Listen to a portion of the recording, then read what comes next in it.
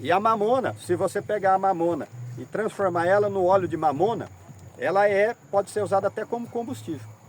Antigamente tinha muito óleo de mamona, vendia óleo de mamona, mas agora não vende mais.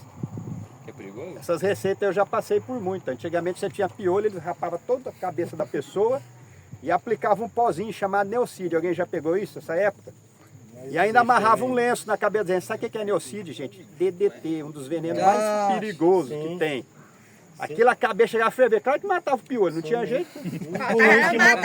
Menino, aquilo ardia uma semana na cabeça, a cabeça ficava vermelha, mas cumpria o objetivo que é matar o piolho. Mas às vezes matava os moleques também. Não é igual ao remédio, tem a quantidade certa. Você falando de... Só vai para matar. Você falando de verme, eu trabalhava numa empresa que vendia esses produtos para lavoura. E vendia um produto de limpeza chamado criolina.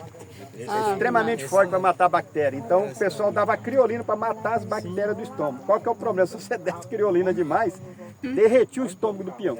Tudo tem a quantidade certa. Então antigamente era um laboratório, ia testando, né? Dá uma colher, pumba, matou, opa, veneno. Meia colher, ficou aleijado, imobiliza. Metade de meia colher, pá. 10 ml é o fundamental. É o fundamental, esse não mata, então remédio. A diferença do remédio para o veneno. Só que a mamona, gente, ela é extremamente útil para a indústria, porque esse óleo pode ser beneficiado, a semente pode ser beneficiada, até as folhas, se você beneficiar e secar, ela pode ser usada, as folhas podem ser usadas como vermífugo. Então se você começa a estudar a natureza, o Paulo aí ia ficar falando uma semana de que pode fazer de produtos, a bases aí, de plantas.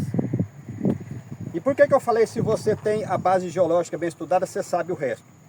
Porque se eu tenho uma rocha, ela vai dar um tipo de relejo em forma de morros ou de serras. Ela vai dar um solo arenoso, argiloso. E a vegetação que vai crescer nessa área, você vai saber se é um cerrado ralo, médio ou de grande porte e denso. Então tem rocha que ela vai gerar solos de alta qualidade. Aí o cerrado vai ser aquele cerradão grande, bem denso. Quase parecendo uma floresta mesmo, fechada. Então aqui, por exemplo, aqui foi desmatado, ó, tem umas arvorezinhas do cerrado ali, ó, que já está tendo uma regeneração. Como ele é muito arenoso, só as espécies mais adaptadas a esse solo pobre que vão sobreviver. Professor, sempre falando nessa questão de vegetação, né? Daqui para lá já é outro, Já tipo assim, como se fosse uma floresta amazônica. Outro bioma. Você não passa do cerrado para a floresta, assim, pisou, cheguei na Amazônia, viu, gente? Então a primeira coisa que você vai reparar daqui para lá é que vai aparecer muita palmeira.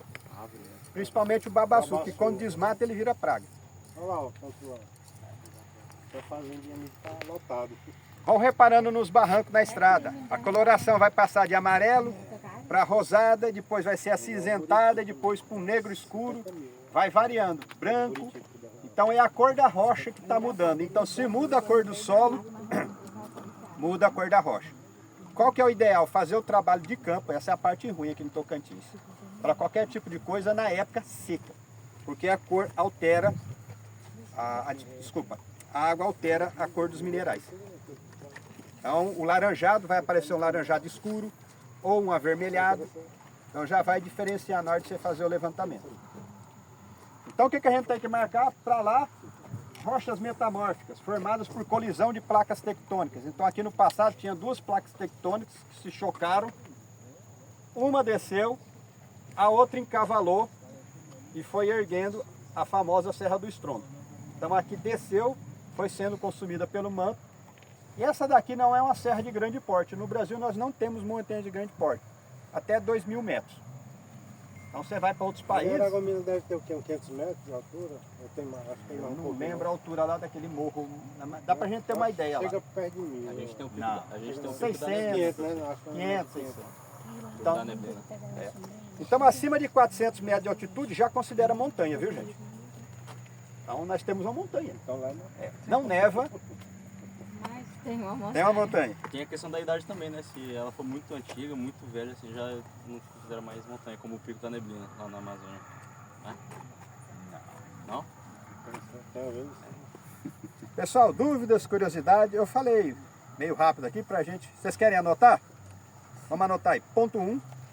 Depois vocês peguem as coordenadas.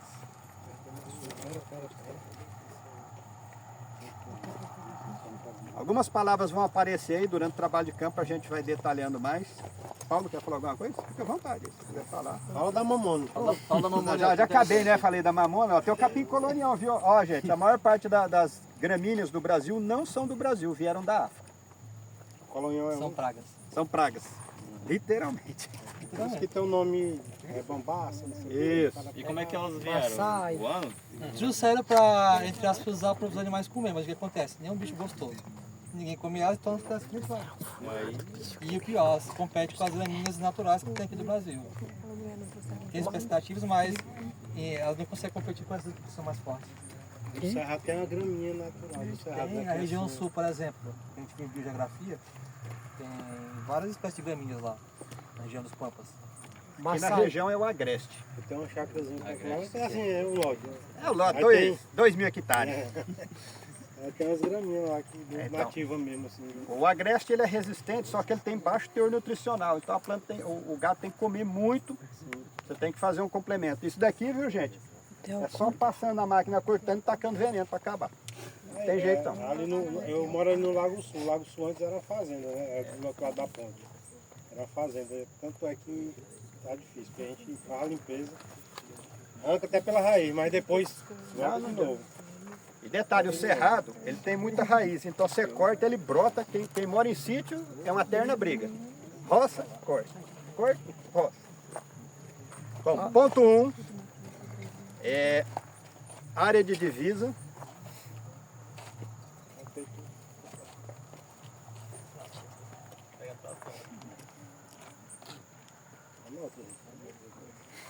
Da bacia. A bacia literalmente, daqui até o Ceará é uma bacia. Se você for caminhando para lá, vocês vão ver que vocês vão descendo, sobe um pouquinho, mas vai sempre descendo. Área de divisa da bacia sedimentar.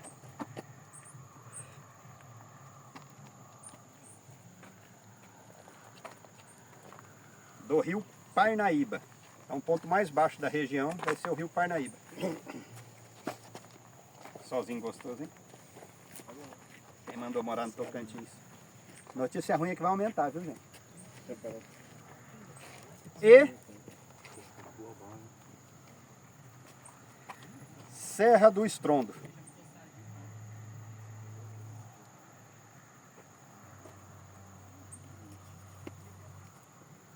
Coloca entre parênteses.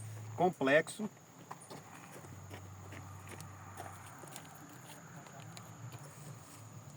De rochas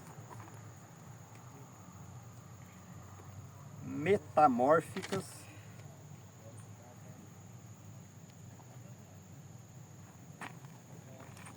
pessoal, vocês não querem se bronzear não? Pode vir pra cá. Nós vamos tomar só, vocês vão ficar aí cuidando da cutis. Vamos? Tem que vir anotar aqui, ó. Vamos, meu amigo. Vem pra cá, você de pretinho aí. Vamos, gente, é pra vir. Acho que o bom amor foi. Vamos, meu filho, vem pra cá. Anda, Elias. Como é que é o nome dele? Elias. Elias, vem pra cá, Elias. Isso daqui não é passeio de campo não, viu, gente? Vamos torrar todo mundo juntos. É a união, sofrimento. A força, a união caiada. Então eu parei, é complexo de rochas metamórficas e magmáticas.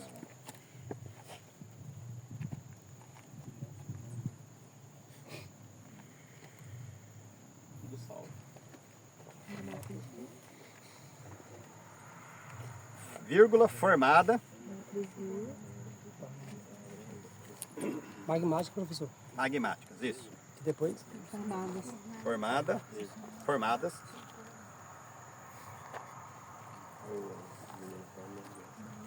Pela colisão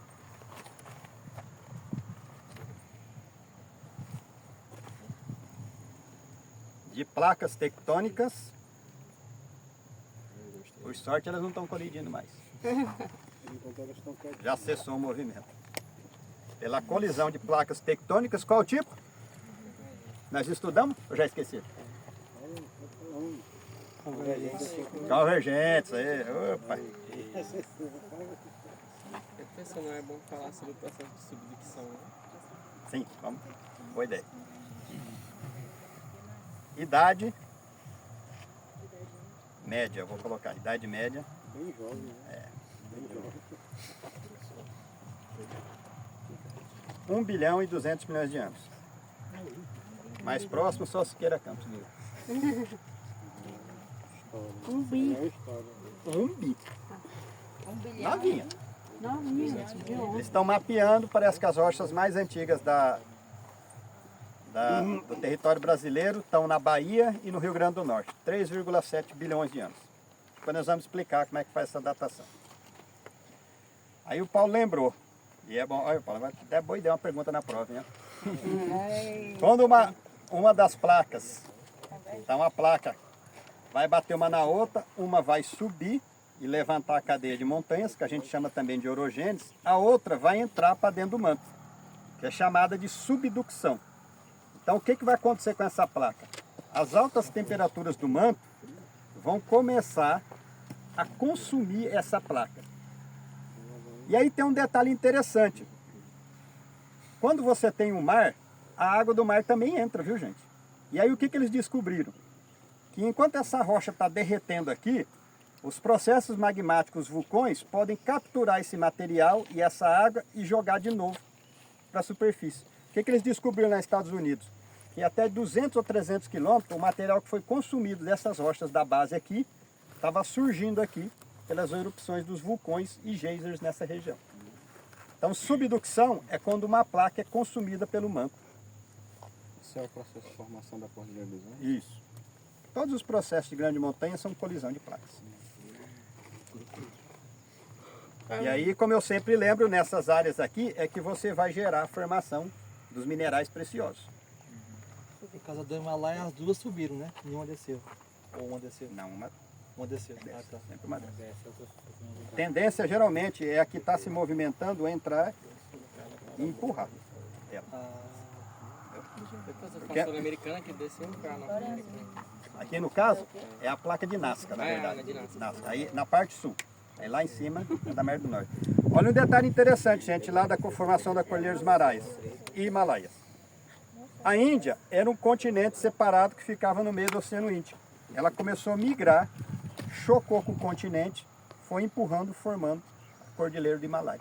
Então aquele terremoto que teve em Himalaia está dizendo o seguinte, ó, o continente, né, a península indiana, ela foi empurrando o material e aí provocou o quê? Um terremotinho lá na região. Bom, ônibus agora, tudo que a gente soou agora vai colar.